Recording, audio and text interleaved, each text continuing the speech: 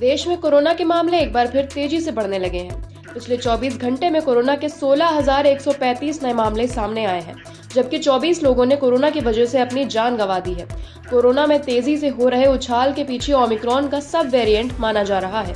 तो आइए जानते हैं इस रिपोर्ट में किन राज्यों में तेजी से फैल रहा है कोरोना और ओमिक्रॉन के सब वेरिएंट्स के बारे में।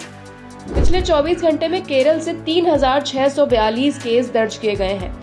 कोरोना इन दिनों सबसे तेज केरल में बढ़ रहा है। पिछले 24 घंटे में सबसे ज्यादा 3,642 मामले सामने आए हैं। दूसरे नंबर पर महाराष्ट्र है, जहां पर 2,962 नए केस सामने आए हैं। राजधानी दिल्ली में कोरोना के नए केस 600 से ज्यादा दर्ज किए गए हैं। पिछले 24 घंटों में केरल और महाराष्ट्र के बाद सबसे ज्यादा केस तमिलनाडु में आ रहे हैं।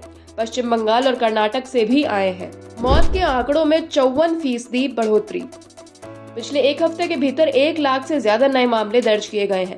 7 दिनों का यह आंकड़ा पिछले 4 महीनों में सर्वाधिक है।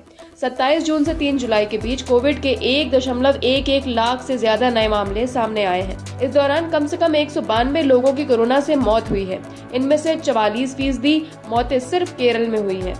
साप्ताहिक आधार पर इस हफ्ते मौतों का आंकड़ा इसके पहले वाले 7 दिनों से 54% ज्यादा रहा है, जो कि डराने वाला है। BA.4 और BA.5 बन सकते हैं चौथी लहर की वजह।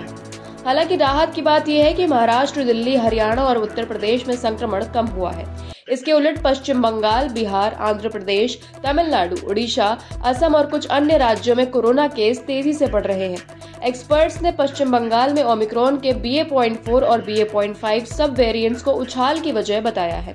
कुछ विदेशी एजेंसियों के हवाले से मीडिया में दावा किया जा रहा है कि भारत के कम से कम 10 राज्यों में नया सब वेरिएंट BA.2.75 फैल चुका है। हालांकि स्वास्थ्य मंत्रालय ने इसकी पुष्टि नहीं की है। तो ये थी कोरोना से जुड़ी हमारी रिपोर्ट। आपको कैसी लगी ये रिपोर्ट कमेंट बॉक्स में बताएं। बाकी देश दुनिया की खबरों के लिए बने रहिए जनसत्ता के साथ। धन्यवाद।